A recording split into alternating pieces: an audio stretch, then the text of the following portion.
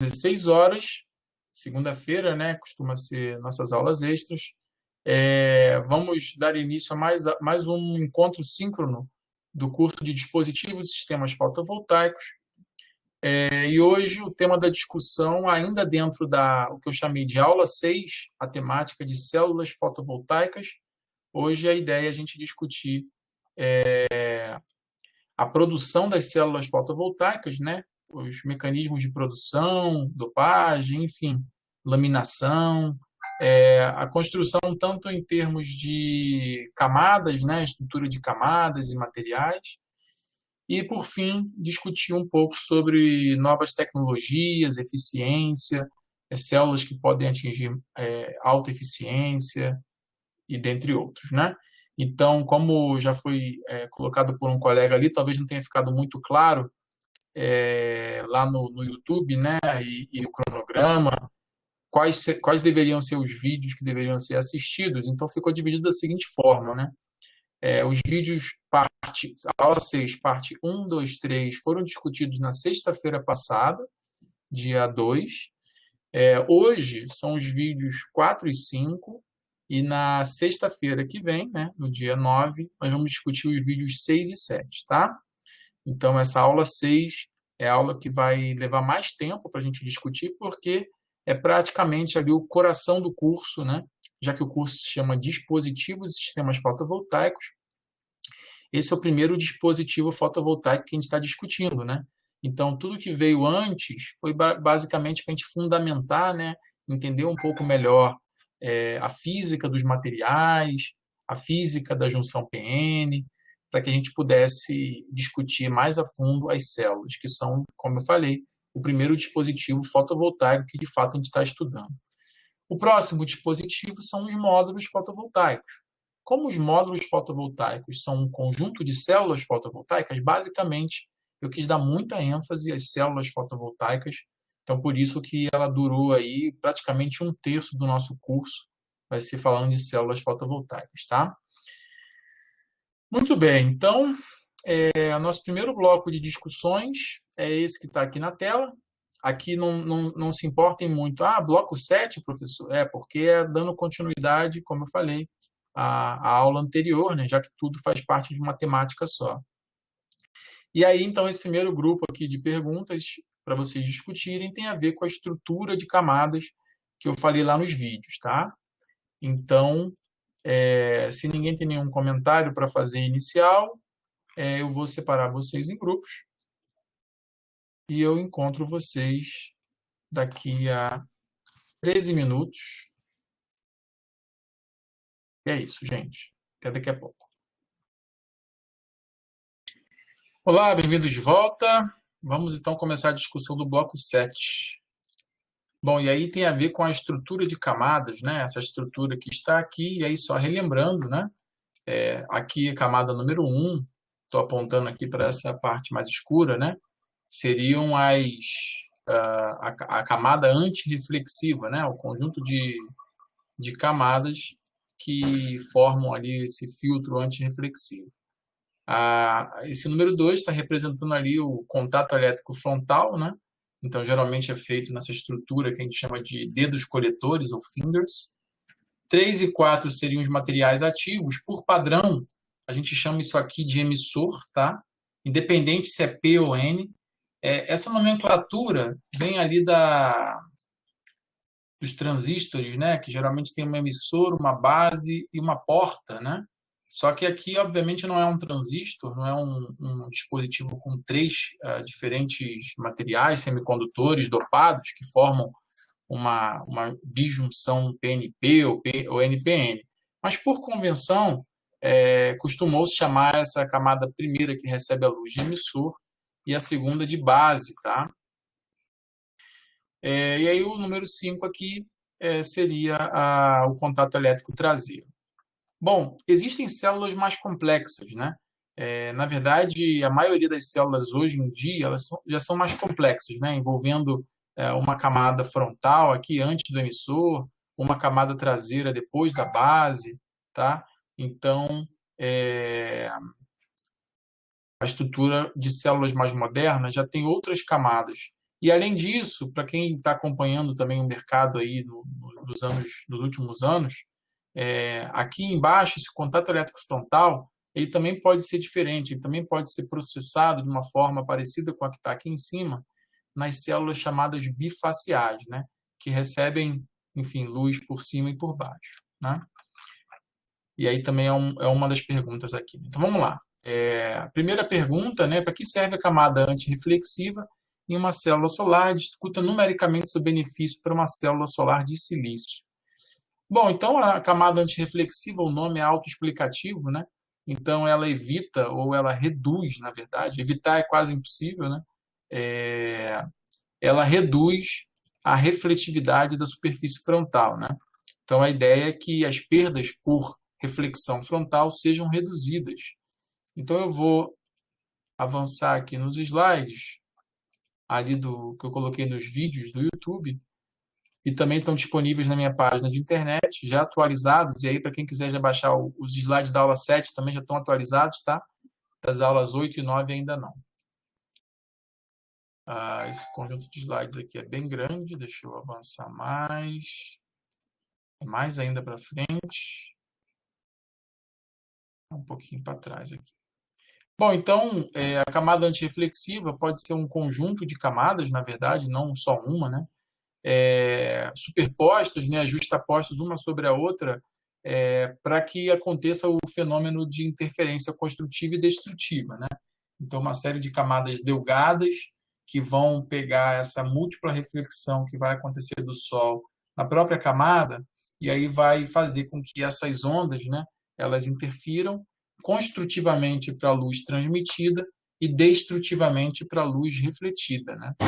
Então, a ideia é que você minimize a reflexão. E aí a discussão, né, sobre os valores numéricos. Um detalhe, né? Por isso que essa cor mais escura que as células solares apresentam, né?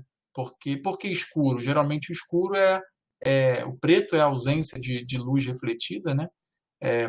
Pela absorção plena da luz.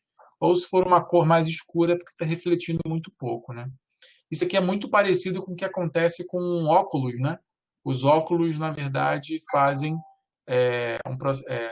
os fabricantes de óculos, né, fazem um processo muito parecido de depositar camadas na frente do óculos para evitar reflexão, para que toda a luz que chegue entre, obviamente, você enxergue melhor, né? Então, numericamente, né, aqui tem esse gráfico, que foi um gráfico que eu deixei também lá na aula, para que vocês pudessem visualizar o efeito das camadas antirreflexivas. Então, aqui está silício puro, só para a gente ter uma noção, né? É uma estimativa aqui de 30% de perda por reflexão frontal, só pelo fato de você ter silício e ar com índice de refração diferente, né? Então, jogando aqui na equação de Fresnel, vocês conseguem calcular aqui uma estimativa da faixa de 31% em média para essa reflexão no silício. É claro que isso depende de comprimento de onda para comprimento de onda, né? E colocando uma camada de vidro na frente, já reduz bastante, ó, vai lá para casa dos 20%.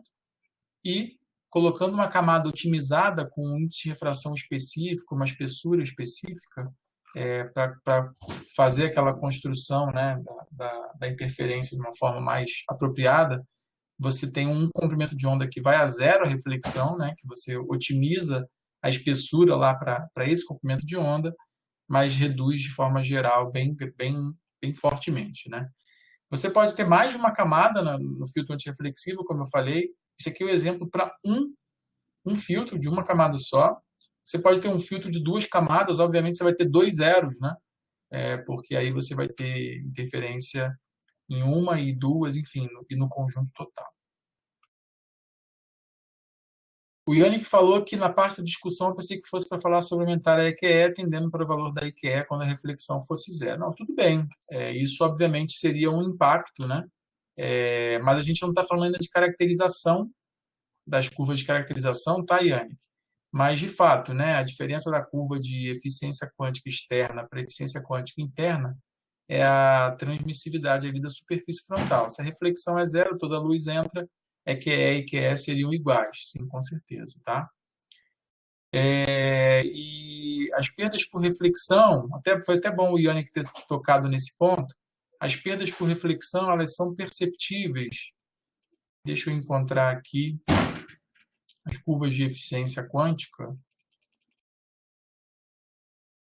Ver se eu encontro. Pá. Isso. As perdas por reflexão, elas são perceptíveis aqui, na curva de eficiência quântica, por exemplo, né?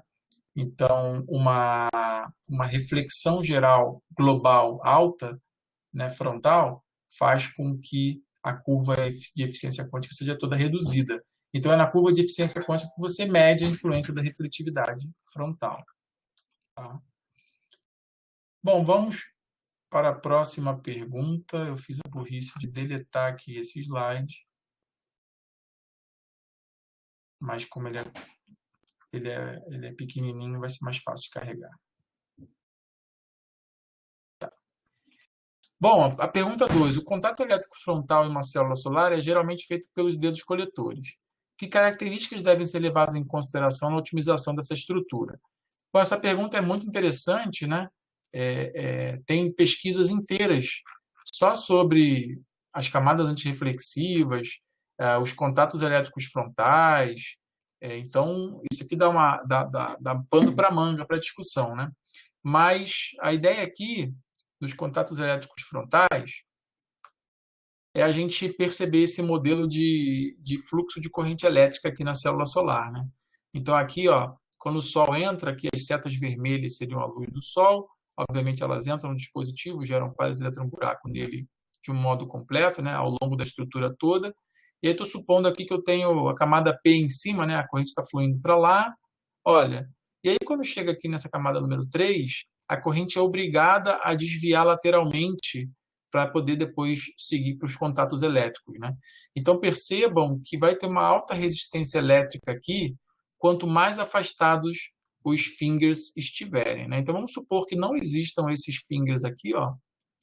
Então, por exemplo, um elétron, um buraco que esteja se encaminhando para cá, ele tem que andar toda esse comprimento aqui para chegar lá ou até para cá, né? Então, quanto maior a distância que ele tiver que caminhar, a gente sabe que a resistência elétrica, né, aquele modelo lá da lei de Ohm, é ρL sobre A. Então, quanto mais distantes os fingers estiverem, maior é o L e maior a resistência, né? Então, existe uma perda por resistência elétrica por efeito Joule associado aos contatos elétricos. Para melhorar o contato elétrico, tem que colocar mais fingers, né? Só que, colocando mais fingers, eu bloqueio mais a luz. Então, tem que ter um compromisso entre essas duas grandezas, né? Então, eu mostrei aqui nos slides, numa continha que a gente fez, eu com uma aluna, na época aluna de mestrado, onde a gente fez um cálculo, né, das perdas de potência em função do número de fingers, né? Quanto mais fingers, ó, essa linha preta é as perdas por resistência, elas diminuem, né, porque mais fingers, menos resistência. E as perdas por sombreamento aumentam, né? Então, a soma das duas, ó, dá essa curva azul, que tem um mínimo. Então, a otimização desse contato elétrico é tentar escolher um número de fingers, ó, que seja próximo aqui do mínimo, enfim, e melhore a estrutura ali, de forma que você otimiza a potência elétrica exportada no final. Bom, a próxima pergunta: o que é uma célula solar bifacial? Quais são suas vantagens frente às células monofaciais? E aí, aproveitar a pergunta do José Rinaldo também, o albedo tem relação com as camadas reflexivas, certo? Bom, então vou tentar responder primeiro aqui a pergunta, ô José, depois eu entro na sua. Bom, uma célula solar bifacial, como eu falei anteriormente, né, é aquela célula onde o contato de baixo também tem uma estrutura. Ó. Esse é o contato de cima, ele naturalmente tem uma estrutura, porque aqui é o lugar principal por onde a célula solar recebe a luz, né? Eu não posso bloquear tudo. Numa célula bifacial, eu teria algo parecido, para que a luz também pudesse entrar por baixo, né? Professor, mas o Sol está entrando de cima, certo? Certo, mas existe uma parcela da luz que é refletida. Esse slide, enfim, vamos ver aqui o que eu faço. Vou pegar uma área mais branca aqui. Então, aqui está a nossa célula solar, aqui está o Sol, né? E a gente sabe que a célula solar, na verdade, ela tá no meio, né, da cidade, né? Então, existem prédios, existe aqui a superfície que está por baixo da célula solar, enfim. As nuvens não são causadoras de albedo, né? Então, aqui tem os prédios, as casas, enfim. Então, a luz do Sol, ela segue, né, tanto diretamente para a célula solar, que aí vai estar entrando aqui, né, na parte frontal, como a gente discutiu, só que existe também uma parcela refletida, né, e que pode estar entrando por baixo da sua célula solar, né? Então, isso é o albedo, tá, José? O albedo ele é definido como a luz do Sol que é refletido em superfícies, na superfície da Terra, superfícies, enfim, de objetos que estão na superfície da Terra, tá? Então, essa é a parcela de albedo. A luz que vem e bate na nuvem, isso geralmente é considerado luz difusa, tá? Então, o albedo é essa parcela, não tem a ver com camadas antirreflexivas, não, tem a ver com o fato da luz refletir em outras superfícies. Então, essa é a diferença das células bifaciais, que estão bem na moda hoje em dia, inclusive para determinados tipos de solo, elas trazem um ganho absurdo ali. Absurdo não, né? Mas trazem algum ganho que pode ser bem relevante para o seu projeto lá no final do ano, né? Em termos de energia elétrica gerada. Questão 4. Que fatores devem ser levados em consideração em relação à espessura das camadas ativas de uma célula solar? Essa pergunta é interessante, né? Porque eu queria perguntar sobre tudo, todas as camadas. Então, falei de camada antirreflexiva, falei de contato elétrico, agora vamos falar do miolo aqui, né? A ideia do miolo aqui. Bom, é claro que existe uma espessura ótima, né? Claro, quanto mais espesso eu fizer, melhor, porque em princípio eu aproveito mais a luz do sol. Só que existe o ganho, o limite do custo, né? Então, eu vou ter uma relação custo-benefício, então eu quero minimizar o custo, quero aumentar a eficiência, né? E a gente já discutiu um termo muito importante aqui, que é o coeficiente de absorção, né? O coeficiente de absorção ele depende do comprimento de onda, né, da luz, e ele pode ser maior ou menor dependendo do conjunto de materiais. E aí a gente já discutiu, por exemplo, que materiais semicondutores do tipo direto, eles costumam ter um coeficiente de absorção bem alto. E por isso o poder de penetração da luz é bem pequeno. Então, em poucos micrômetros, a luz consegue ser praticamente toda absorvida. Enquanto para células solares feitas de semicondutores indiretos, que é o caso do silício, você precisa de uma espessura maior, né? Uma espessura maior, porque o coeficiente de absorção é pequeno. Então, a pergunta diz quais fatores devem ser levados em consideração? O coeficiente de absorção do material, né?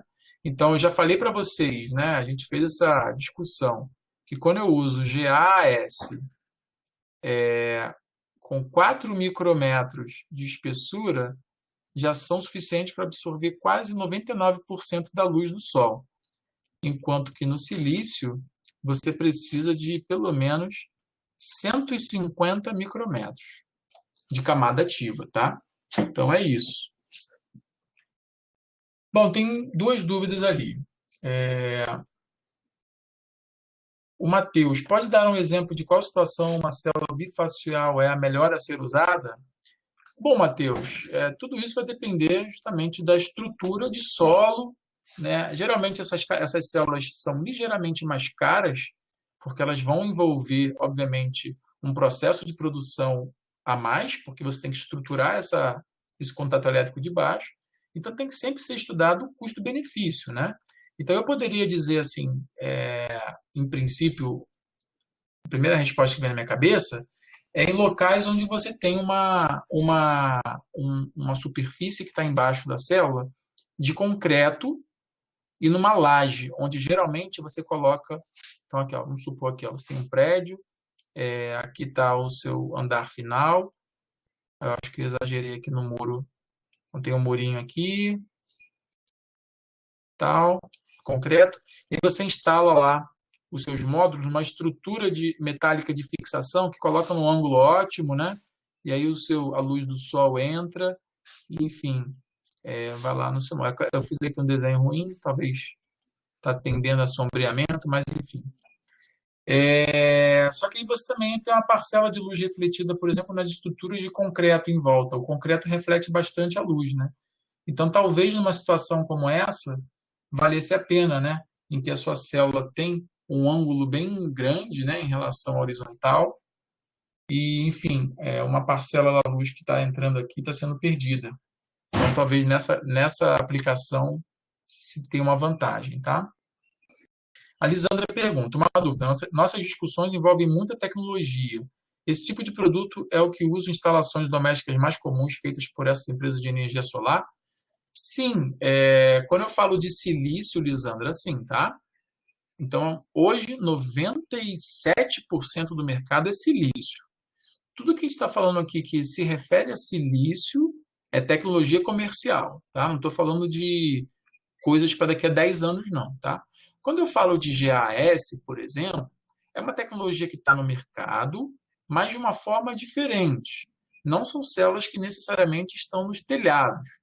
Por exemplo, as células solares de arseneto de galho são células que estão, por exemplo, no espaço, né? Então, também é comercial nesse sentido, né? Porque tem todo um mercado voltado para elas, mas não são essas aplicações do telhado, não, tá? Bom, gente, então é isso. Vamos voltar para o nossos blocos de discussão. Ai, idiota, já estava lá, né? Passando aqui para a próxima folha. Então tá aí, o bloco 8. Discutir um pouco sobre a produção, né, o processo de produção das células de silício mono e policristalino. Então vou dividir vocês agora em grupos. Vou deixar aí uns 12 minutinhos para vocês. É isso. Boa discussão. Olá, pessoal. Novamente, vamos ao bloco 8. A produção de células de silício mono e poli seguem processos semelhantes. Qual é a principal diferença entre eles? Bom, e aí vou recorrer aos slides, né? Porque lá nos slides tem uma sequência muito interessante sobre a produção dos módulos fotovoltaicos. Espero que vocês tenham acompanhado lá nos slides as explicações, né? Mas, de qualquer forma, aqui a gente vai discutir um pouquinho, né? Claro que lá é sempre com mais profundidade, né? Aqui é só mesmo um detalhe ou outro. Bom, então o processo é basicamente esse que está na tela, né? Os dois processos aqui estão seguindo duas rotas diferentes, né? Então, começando sempre aqui com silício granulado, né? Seja o silício que for, mas geralmente usado o silício poli ou grãos de silício poli, com pureza solar, que a gente chama, né? Pureza solar é na faixa assim dos 5,9 de pureza, 99,999% de silício e só 0,001% de elementos estranhos. Esse ainda não é o melhor grau que existe, tá? O silício eletrônico tem um grau maior do que esse. Bom, então aqui tem duas rotas diferentes, vocês podem acompanhar pela cor da seta, ó. Esse azul escuro aqui, ó, é para o silício mono, né? E aqui é para o silício poli, né? Mas vocês podem perceber que eles se dividem aqui e eles voltam a se juntar novamente aqui. Quer dizer, desse ponto para baixo é tudo igual, né? Então, começa-se aqui com a fusão, né, do silício. Você pega aquele silício e funde ele, deixando ele num banho de silício líquido, né? Então, esse silício líquido, então, ele pode ser solidificado rapidamente ou de forma mais vagarosa, né? É isso que vai dar a diferença na cristalinidade final da sua estrutura ali da célula solar. A gente já discutiu um pouco sobre isso quando a gente falou lá de cristais, né, na aula 3, se não me engano. E com isso, a gente sabe que o processo mais lento faz com que os átomos consigam se organizar nos seus pontos ótimos, né, onde a energia é mais baixa, e isso dá origem a uma estrutura periódica lá, bem definida no sólido, né? Então, isso é feito geralmente por esse método chamado método Kozlowski, O método Chozowski é basicamente fazer a solidificação do silício de forma bem lenta, né? Então, você geralmente tem uma vareta que afunda aqui nesse banho de silício e você vai puxando essa vareta para fora do banho de silício, formando aí um gradiente de temperatura. Claro que fora do banho líquido está mais frio, né? E conforme você vai puxando essa vareta e girando para deixar ele mais uniforme, na ponta dessa vareta tem o que a gente chama de semente, que é um pedacinho de silício cristalino, e aí os átomos vão se agregando, né, a essa semente, formando um cristal nesse lingote, nesse tarugo aqui, que no final das contas você obtém. Aqui já é diferente, né? A principal diferença é que aqui é mais rápido, né? Esse processo ele é um resfriamento bem mais rápido. É claro que não é instantâneo, né? É uma coisa que você joga, resfria e está pronto, porque senão ficaria amorfo, né? Tem um processo. Qual é o tempo, Daniel? Não sei qual é o tempo. Eu não conheço exatamente a dinâmica desses processos na indústria, tá? Mas é um processo mais rápido do que esse. Isso que é importante a gente frisar. E aí ele solidifica, ele fica nesses tanques, né, que tem formato paralelepipedal. E aí, com isso, ele tem esse formato mais retangular do que a célula monocristalina, que tem um formato mais circular, né?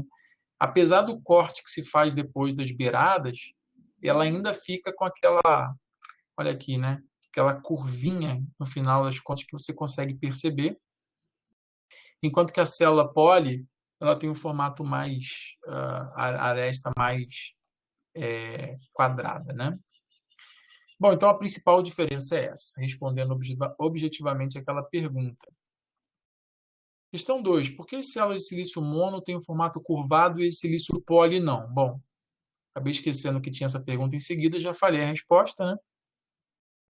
3. Como a junção PN é formada em células solares de silício na indústria convencional? E aí estou chamando de indústria convencional esse processo, né, que a gente está levando em conta aqui, tá? Então, a junção PN, né?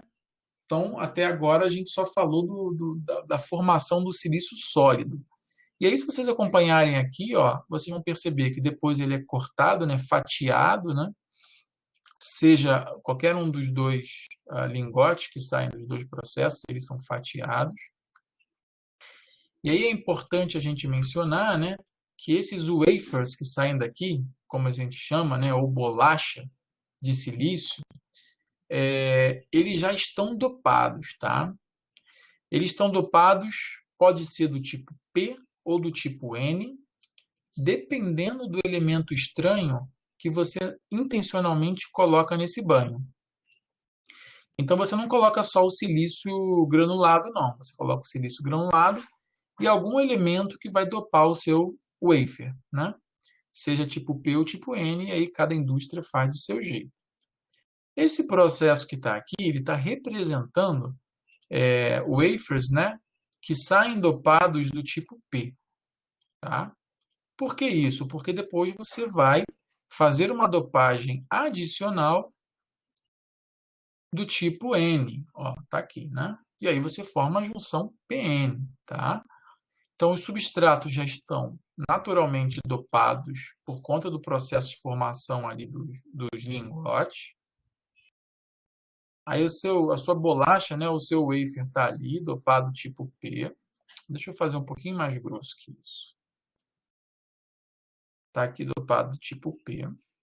E você vai jogar dopantes tipo N a partir de um forno. Ó, isso aqui está representando um forno, né? Altíssimas temperaturas.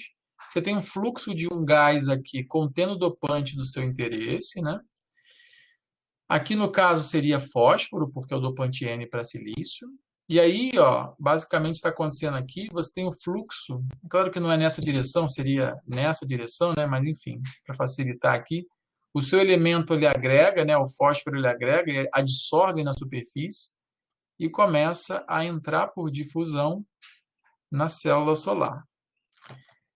Bom, se você colocar átomos, né, elementos de fósforo em densidade maior do que a densidade de dopantes do tipo P, você faz a compensação de dopagem, né? E você acaba ficando com uma região do tipo N. E assim você forma a junção PN, tá? Essa é a técnica usada na indústria, difusão, em fornos de difusão. Por fim, discuta outras formas de formação da junção PN em células solares semicondutoras. E aí, né, puxando um pouco a sardinha ali para a minha área de especialidade, lá para o laboratório de semicondutores da PUC, onde a gente produz as células solares por deposição, por crescimento epitaxial. Uma das técnicas, né, para se fazer uma célula solar é por essa técnica de deposição, né? Crescimento epitaxial, onde você começa com um wafer, que pode estar dopado, geralmente está dopado, né? E você vai sobrepondo, né? Você vai depositando por método químico ou método físico, e aí tem vários métodos, né? O que a gente usa lá é o método químico, né? Que é o CVD, Chemical Vapor Deposition, mas existem também os PVDs, né? Que são Physical Vapor Deposition. CVDs, tem os processos físicos, que agora de cabeça a sigla não me vem. Mas, enfim, tem os, agora não vou lembrar. Mas aí você vai depositando camada por camada, né, da sua célula, e você vai acabar com a sua estrutura que você quer. E aí, naturalmente, nessas camadas, você já consegue colocar a dopagem conforme os materiais vão se depositando, né? Então, à medida que vão se depositando os átomos, você já coloca átomos estranhos e eles já vão se depositando no seu substrato, e assim que se forma a junção PN com uma outra técnica, né? Sim, Ricardo, a visita seria possível, não agora, né, como o Yannick mencionou, mas o laboratório de semicondutores geralmente abre as portas sempre, né, nos eventos de divulgação de ciência, né? Por exemplo, Semana Nacional de Ciência e Tecnologia, a gente está sempre aberto a fazer atividades. PUC por um dia, né? Um evento que tem na PUC, onde abre as portas da universidade, todos os laboratórios para visitas, também é uma opção. Se qualquer turma de escola ou qualquer turma de graduação, pós-graduação, tiver interesse em visitar, basta mandar um e-mail para a coordenadora, tenho certeza que ela vai organizar uma visita com um dos pesquisadores lá. Então, a gente está sempre recebendo grupos lá no LabCem, tá? O pessoal ali do próprio LabCem já falou que a PUC está com acesso limitado, mas com certeza, quando tudo retornar, fiquem à vontade para entrar em contato, que a gente tem um enorme prazer em receber as pessoas de fora para também prestar esse serviço de formação de recursos humanos. Muito bem, gente. Então, dando continuidade aqui, já que não tem nenhuma pergunta, a Bia se colocou à disposição ali para marcações. Beleza. Seguindo aqui no nosso bloco 9. Então, eu quero que vocês sejam honestos agora. Ó. Sem olhar numa tabela ou gráfico de eficiência, eu quero que vocês estimem da cabeça de vocês. Quer dizer, é claro que da cabeça do nada não dá para ser, né? Vocês têm que ter assistido a aula, a eficiência desses materiais aqui. Então, para quem está acostumado a trabalhar com esses materiais, vai saber. Mas para quem não está, vai tentar lembrar da aula aí. E com isso só estimar para ter uma noção, né, gente? A gente tem uma noção de estimativa para se alguém perguntar: você está estudando células solares? Me fala aí a eficiência de uma célula de perovskita. Só para você ter uma noção básica, é sempre bom ter essas estimativas na cabeça, tá? Então vai lá. Já mandei o convite para vocês. Daqui a pouco a gente se encontra. Olá, pessoal. Então, vamos ao bloco 9. Não se esquecendo, né, gente, que vocês podem botar dúvidas no bate-papo, tá? Não estou vendo o pessoal interagir muito hoje, não. Mas tudo bem, vamos lá. Sem olhar uma tabela ou gráfico de eficiências, diga qual a eficiência recorde de uma célula. Eu vou sair falando para vocês aqui porque eu tenho que saber isso de cabeça, né? Já que eu trabalho com isso. Mas nós vamos olhar um gráfico e uma tabela. Porque para a gente discutir as eficiências dos últimos anos, né? Então, está aqui. É importante aqui mencionar essa referência, tá? Essa referência aqui é uma referência importante para quem trabalha com células. Solar Cell Efficiency Tables. e ela é publicada umas 2 ou 3 vezes por ano, dependendo da frequência de recordes mundiais que saem, né? Nessa revista aqui, ó, que eu vou escrever aqui, mudar a cor do texto, Progress in Photovoltaics, Research and Applications. Então, nessa revista aí, vocês vão encontrar essas tabelas de eficiência. Nem sempre elas estão abertas para o público de forma gratuita, mas essa versão 55 aqui, ela está aberta para o público, tá? A versão 56 já saiu, mas nunca é uma alteração absurda nas eficiências, né? Sempre de pouquinho em pouquinho. Sim, Yannick, eu vou mostrar aquele daqui a pouquinho, tá? É que esses valores estão lá também, né? É que aqui é só um resumo dos principais tecnologias que tem. Então, só para a gente ter uma noção dos valores principais, né? Silício mono, silício poli. Bom, silício mono aqui, né, bem mais alto que o poli, então da casa dos 27%, isso em laboratório, né? E silício poli da casa dos 23%, né? Então, a gente está aqui. Peraí que tem alguém aqui falando comigo. Tá, agora eu não posso resolver esse problema. Alguém está tentando entrar aí, não sei se colocaram no grupo do WhatsApp, enfim. Bom, então, as células de silício estão na casa dos 25, só para a gente colocar um valor por alto. Arseneto de galho da casa dos 30. Não, Yannick Bia, eu já vou colocar aquele gráfico. Yannick, aquele gráfico ele é atualizado também pelo NREL todo ano, tá? O gráfico que está nos slides ele é bem atualizado, desse ano ainda. Eu já vou abrir ele já já. SIGS da casa dos 23%, CDTE, então a gente pode fazer aqui um bolo aqui com isso aqui também, da casa dos 22%, silício amorfo e células orgânicas da casa dos 10% e perovskita da casa dos 20%. Então a gente tem alguns blocos aqui, ó. Arseneto de galho com 30%, silício com 25%, filmes finos de alta eficiência, alta entre aspas, né? 22, né? E células de baixa eficiência, silício amorfo e célula orgânica com algo da casa dos 10, 12. Então, a gente pode ter isso na cabeça para levar isso para discussões aí em outros grupos, né? Tá bom? E aí, como o pessoal estava mencionando, o próximo slide aqui é o gráfico do NREL. E aí, Yannick, ele é atualizado até o finalzinho de 2019, tá?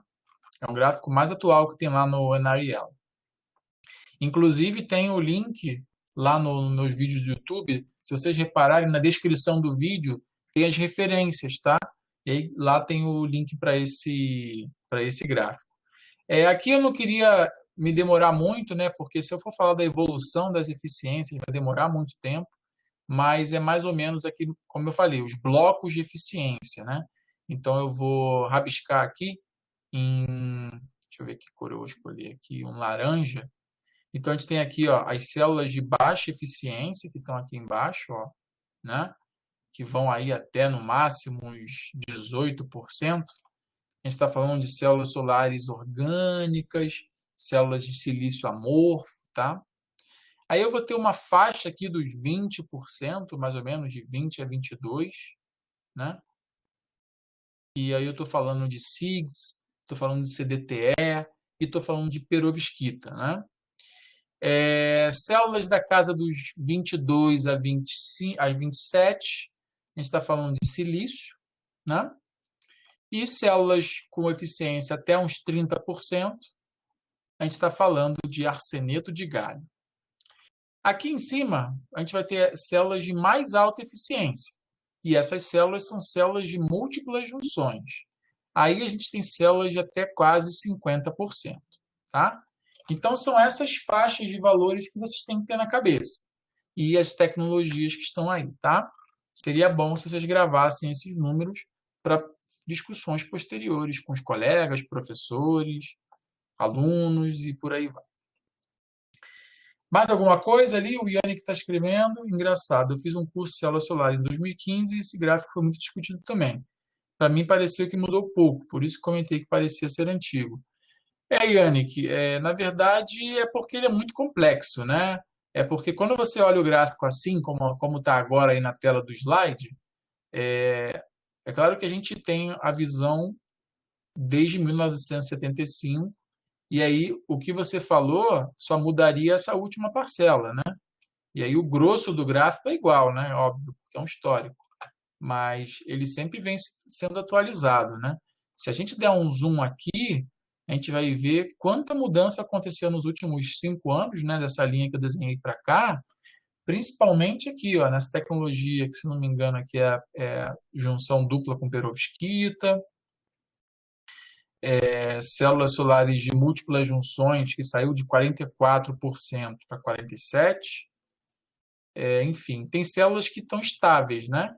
Desde 2015, como você falou, você tem razão, mas grande, olha só, as células orgânicas deram um grande salto aqui nos últimos anos, então tem bastante mudança nos últimos anos. Por isso que a pesquisa na área de células solares ela é muito intensa, tá? Está acontecendo no mundo todo, com várias oportunidades. O pessoal que é estudante aí de mestrado, principalmente, está terminando. Eu vejo muita vaga de doutorado em aberto lá fora, oferecendo bolsa para quem tem interesse para fora do Brasil, né? É uma área que está muito quente, principalmente a área de célula de perovskita. 80% das oportunidades que eu vejo está em perovskita. Lá para fora é super fácil de ir nessa área. Alguma coisa em 3SIM, tá? Pouca coisa em silício, né?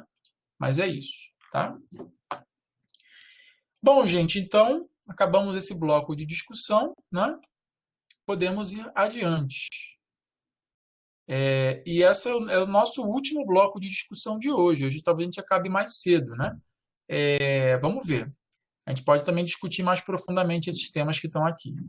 E aí a gente vai entrar agora na discussão de novas tecnologias, falar de células de múltipla junção, de banda intermediária e perovskita, tá? Eu escolhi essas três aí porque são células solares de alta eficiência, né? Ou de baixo custo, né? E alta eficiência, como é o caso ali da perovskita.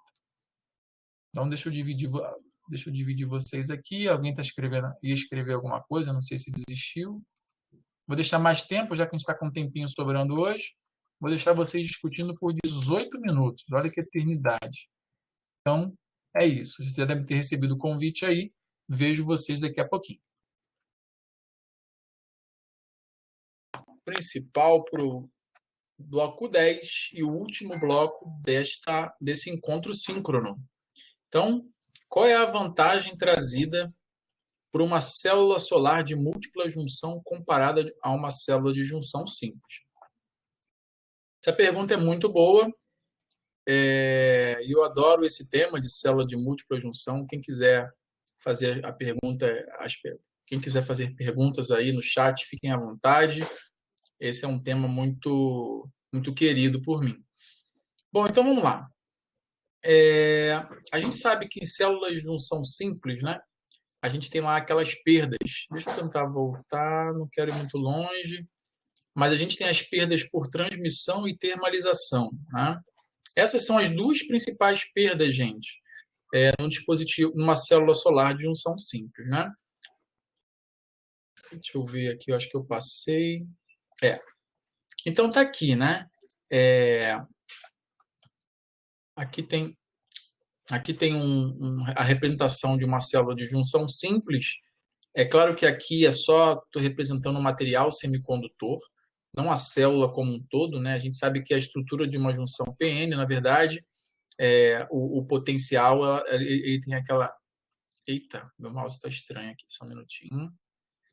Tem aquela carinha, né? Ai, caramba. O perfil do potencial elétrico ao longo da célula tem mais essa carinha. Então, isso aqui não está representando a célula solar como um todo, tá? É só a representação do material. E aí a gente sabe que tem as perdas por transmissão, né? Os fótons que não são absorvidos, e a termalização, que é essa parcela de energia que é perdida quando um fóton é absorvido com energia muito mais alta que a energia do GAP. Nós discutimos também que células solares de GAP pequeno, elas então aproveitam muito bem o espectro do Sol em termos de número de fótons, né? Elas absorvem muitos fótons, só que tem muita termalização, né? E uma célula solar de GAP grande, o contrário, né? Tem muita transmissão, mas tem pouca termalização. Então, qual é a ideia da célula solar de múltipla junção? É empilhar junções, né, de diferentes materiais, né, para que você vá aproveitando as parcelas de energia da energia maior para a energia menor em cada junção individualmente. Então, você faz um empilhamento das junções, começando aqui olhando como se a gente estivesse olhando de cima, né, na célula. A primeira célula que o Sol toca, que o Sol percebe, né, vai ser a célula de maior gap, né? Então, com isso, o que vai acontecer? O fóton mais energético, os fótons mais energéticos são aproveitados nessa camada. E tem uma célula de energia perdida por termalização pequena. Então, legal, pouca perda. Os fótons com energia mais baixa do que esse gap, que é um gap grande, ou seja, muitos fótons, vão passar direto por essa célula, né? E aí, com isso, vão para a próxima célula, para a próxima junção. A próxima junção tem um gap ligeiramente menor do que esse. E aí vai aproveitar uma parcela de fótons que a célula anterior não aproveitou. Mais uma vez, com energia própria para gerar pouca termalização. E assim sucessivamente, né? Até que os fótons atinjam a última junção, e aí vão ser aproveitados os fótons que têm energia maior do que o gap daquela junção, e o resto vai passar direto, né? É claro que sempre vai ter uma perda por termalização, né? Mas essa perda é reduzida com essa estrutura. Bom, então, essa é a grande vantagem de uma célula de múltipla junção frente a uma célula de junção simples.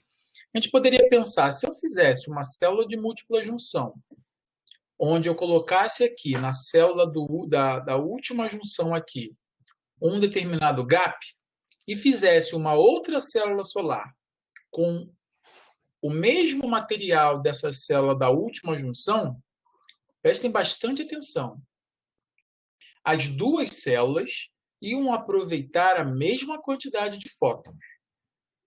Ou seja, o aproveitamento dos fótons solares, em termos de número, ia ser igualzinho.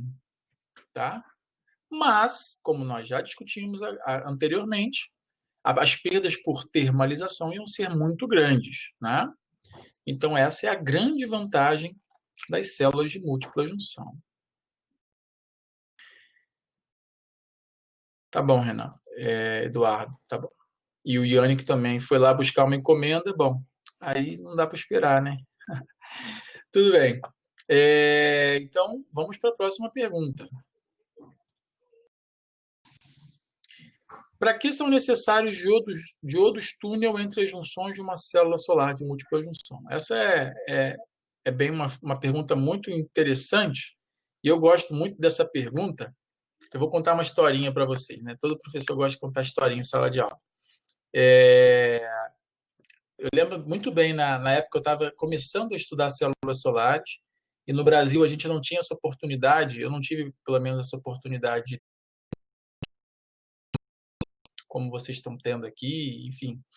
E eu só tive um curso de dispositivos semicondutores, meu orientador que me deu esse curso, né, lá na UFRJ, na pós-graduação, mas ainda assim foi muito pouco tempo que a gente falou de células solares, né, não deu para entrar em muitos detalhes aprofundados, né. Enfim, aí eu estava começando a estudar isso, e aí a nossa a coordenadora do LabCem, a Patrícia, ela promoveu um workshop de células solares lá na PUC. Inclusive, isso é um tema que eu tenho muito interesse em conversar com vocês depois. Provavelmente vou mandar um e-mail para todos os alunos aí do curso, porque eu tenho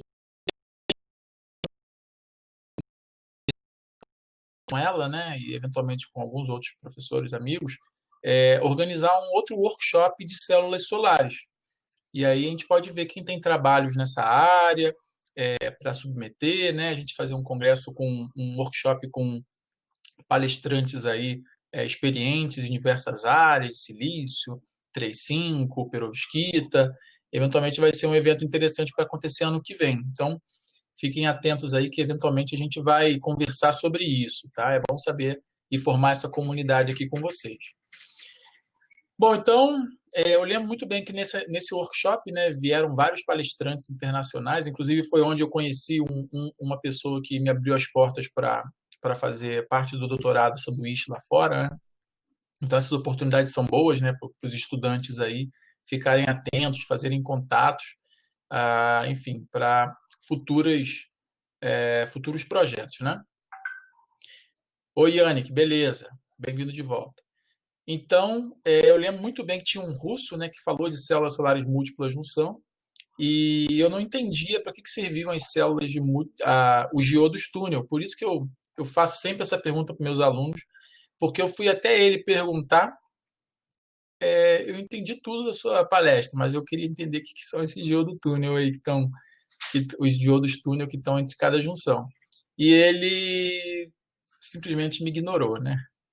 Enfim, e aí eu tive que aprender por conta própria mais essa, mas tudo bem. Vamos lá. Numa célula de múltipla junção, como o nome está falando, né? Ela é formada por múltiplas junções.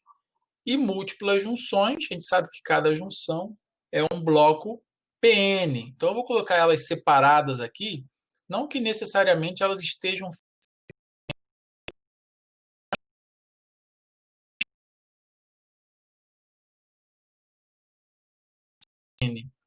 PN e PN, né? Então, notem que a corrente sempre tende a vir para o lado P. Então, o Sol está entrando e eu estou tentando gerar uma corrente que iria nesse sentido. Não que necessariamente eu gerei, tá? É que os buracos estão querendo vir para baixo, os elétrons estão querendo vir para cima. Só que notem, então aqui naturalmente se forma uma região do tipo positivo, aqui negativo, aqui positivo, aqui negativo, positivo e negativo. E aí reparem que aqui se forma, né? Então isso aqui é uma junção PN, aqui se forma uma junção NP, para quem está olhando de baixo para cima, né? E aí, com isso, a gente está olhando um diodo polarizado na reversa, né? Você está tentando passar ali buracos, né, dessa camada tipo P para uma região do tipo N. Então, vai ter uma barreira de potencial aqui, lembram disso? Entre essas duas camadas. Então, essa barreira de potencial vai evitar, né, vai dificultar a passagem de corrente elétrica entre as junções. E é claro que nem essa junção chega a ter, nem essa corrente chega a ter, porque se não tem corrente possível na junção, não tem corrente em lugar nenhum. Então, se você não tem um diodo túnel entre as junções, a corrente da célula solar é zero. Simplesmente assim, tá? Então, o diodo túnel vai servir para ajudar na condução entre uma célula e outra. Então, aqui eu tenho... Então, aqui a ideia, né, que você tem. A ideia que você tem aqui, né? Junções que estão contíguas aqui conectadas em série. É claro que isso só vale para células que estão em série, tá, gente? Células que estão em paralelo não tem essa restrição, obviamente. E aí você coloca um diodo túnel, porque você vai ter um diodo na reversa, mas o diodo túnel é aquele onde tem tunelamento. Lembra? Eu expliquei isso quando eu falei das aplicações lá da junção PN. Então, eu gosto muito desse esquema que está aqui, ó, porque justamente a gente consegue perceber, né? Olha, eu tenho aqui, ó, uma região do tipo P e aqui N, né? Aqui é P, aqui é P e aqui é N, né? Então você tem elétrons que vão do P para o N, buracos que vão do N para o P, né? Porque os buracos querem ir para o P. Só que chega aqui, ó, os elétrons enxergariam essa barreira de potencial para poder cruzar. E é difícil ganhar essa energia, né? A não ser que você tenha um fóton, enfim, que seja absorvido pelo elétron, é um portador livre, é muito complicado isso aqui. E aí a junção túnel, essa junção que está aqui no meio. Eu não vou explicar em detalhes agora ela, mas basicamente são regiões altamente limite das bandas, lembra? Aí você tem a probabilidade de tunelamento. Então, o elétron tunela direto por aqui, promovendo a corrente elétrica nessa região, tá? Então, é isso, e assim sucessivamente para o restante ali das outras junções. Espero ter explicado e vocês tenham entendido aí, né? Pelo menos mais do que o russo fez comigo, eu fiz com vocês. Então, já é uma vantagem. Beleza. 3. Qual é a vantagem trazida por uma célula de banda intermediária comparada a uma célula de junção simples? E aí eu tenho na plateia vários especialistas aí sobre banda intermediária, né? Alguns colegas lá do laboratório que foram meus alunos, e também eu trabalhei bastante tempo nesse tema de banda intermediária, ainda trabalho, né, com alguns colegas. Então, a vantagem, se a Bia quiser responder aqui no áudio, Bia, para a gente, pode ficar à vontade. Talvez a Bia aí seja a nossa representante da banda intermediária. Eu tentei explicar um pouquinho para o grupo, né, de debate. Eu acho que não sei se ficou tão simples, né, quando a gente fala de ponto quântico, mas a ideia, no geral, de uma banda intermediária é você tem uma célula solar de junção simples que tem um gap, né, de energia, e a gente adiciona níveis de energia possíveis para o elétron dentro desse gap de energia do material host, né, esse desenho que o Daniel está mostrando.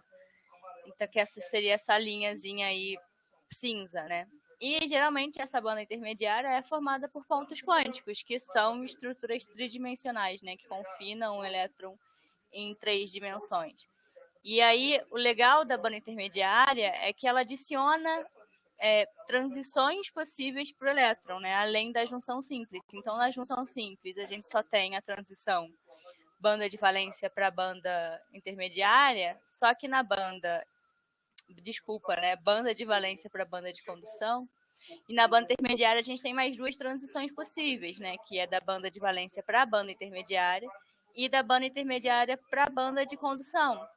Então, é possível que outros fótons, né, com outras energias sejam absorvidos por essa célula, sem precisar das múltiplas junções, né? Seria uma alternativa.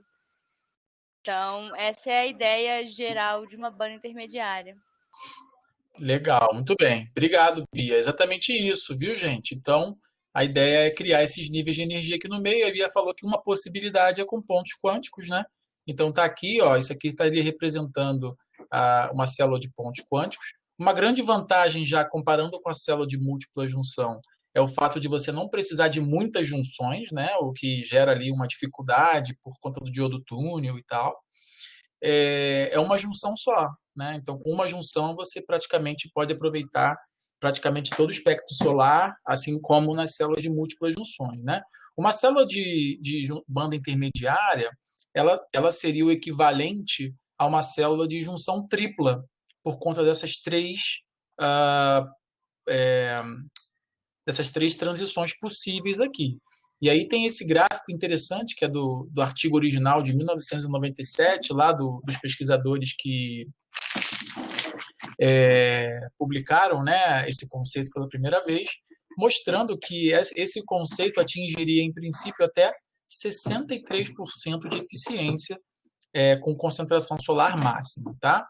Bom, não vou explorar muito mais esse tema, porque acabou que ficou apertado o horário, mas vamos ver as perguntas aqui, ó. Yannick, esses quantum dots vocês geralmente usam que material?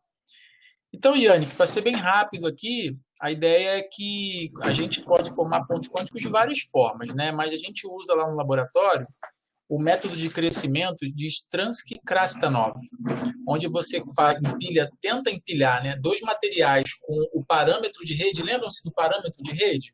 Que é a distância entre 2 átomos num cristal. Então, quando a gente tenta empilhar 2 materiais com um parâmetro de rede muito diferentes, o material de cima, né, ele tende a relaxar e a quebrar, né, a formar defeitos, mas antes de formar esses defeitos, eles tendem a formar ilhas. E essas ilhas são os nossos pontos quânticos, né? Tem até umas imagens aqui, ó, que eu mostrei, né, nas aulas, ó. Isso aqui é imagem de microscopia de força atômica, né? A gente vê essas ilhas, né? É o aglomerado de material que relaxaram na verdade, não que relaxaram, né, mas que relaxaram a energia potencial, enfim, é uma questão um pouco mais complexa, mas a melhor condição de energia deles é nesse formato, tá? E o material especificamente, Anne, que, bom, não sei se é relevante, mas eu vou falar aqui, né? Eu e outras pessoas lá do grupo, a gente trabalha com INAS, né, pontos quânticos de INAS, em GAS. Tem também uma menina agora, a Eleonora, né, que está terminando o doutorado, que trabalha com INAS sobre INGAP, e a Bia trabalha com pontos quânticos de NASP em INGAP. Né? Se não foi isso, Bia, você me corrige aí. Eu escrevi uma coisa em cima da outra, e, enfim, ficou tudo ali, não deu para ler. Deixa eu fazer de novo. Eu trabalhei, né? Eu não trabalho muito mais com esse material, INAS sobre GAS, INAS sobre INGAP é o trabalho da Eleonora, uma das colegas do curso aqui também, e a Bia trabalha com INASP e INGAP. Então, aí, enfim, cada um desses materiais vai ter uma estrutura diferente, se é tipo semicondutor do tipo 1, do tipo 2, enfim, uma física que não vou entrar em detalhes agora. E é isso, tá? Então, fica aí a dica de vocês procurarem a colega caso tiverem mais dúvidas, e ela tenho certeza que vai ter prazer em discutir com vocês. Bom, gente, vamos rapidamente finalizar aqui com células de perovskita e células orgânicas. E a pergunta é: quais são as vantagens e desvantagens frente às células inorgânicas tradicionais? Bom, essas células de perovskita, né, e orgânicas não necessariamente são a mesma coisa, tá? Células orgânicas, como o nome está falando, naturalmente feito de material semicondutor orgânico, né? E as células de perovskita, elas podem tanto ser de semicondutor orgânico inorgânico, como só inorgânico também, tá? Eu vou tentar rapidamente passar lá para a parte dos slides onde eu estou falando de perovskita. Aqui das células orgânicas, o mecanismo de condução de corrente e de separação do paraeletrão-buraco não é o mesmo numa junção PN, tá? Numa junção PN, o buraco e o elétron são separados pelo campo elétrico, né? Mas numa célula solar orgânica ou de perovskita, são usados os orbitais moleculares, né? Então, na verdade, tem uma questão ali de energia química trocada entre os materiais, tá? Não é tão simples assim quanto na junção PN. Quer dizer, não que a junção PN seja simples, mas não é tão diretamente relacionado ao conteúdo que a gente viu antes. Para quem quiser estudar esse assunto específico, eu indico o livro do Peter Würfel, que é uma das nossas referências. Lá tem uma seção incrível sobre isso. Eu gosto muito daquele livro, já falei para vocês. E aí o mecanismo é o hopping, né? As cargas vão pulando de molécula em molécula, elas têm uma mobilidade bem baixa. E aí é isso, tá? E aí, bom, a grande vantagem das células orgânicas de perovskita é que esses materiais são absurdamente baratos quando comparados até mesmo com silício. Não sei se vocês sabiam, o silício é o material mais abundante da crosta terrestre. O segundo, né? Acho que o oxigênio é o primeiro, na forma de óxido, né? E silício é o segundo, algo do tipo assim. Então, mesmo com essa abundância toda, né? O silício ainda não é o material mais barato. Materiais orgânicos são mais baratos ainda, tá? Então, a vantagem é essa. E a grande desvantagem, como eu já falei lá nos vídeos do YouTube, é a estabilidade.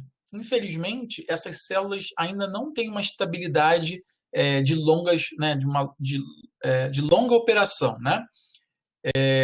Eu estou baixando aqui a lista dos participantes, gente, vai dar 18 horas. Quem precisar sair, fica à vontade. Eu estou acabando, né? Não devo levar mais do que 2, 3 minutos para finalizar aqui. Então, as desvantagens, a principal desvantagem é essa, né? Além da eficiência das células orgânicas ser baixa, hoje em dia, né? Ainda, mas a gente viu que tem uma grande escalada acontecendo atualmente. E as perovskitas a gente não pode falar que é baixa, né? Porque já atingiu 25%. Mas a grande desvantagem é a estabilidade. Essas células não são estáveis.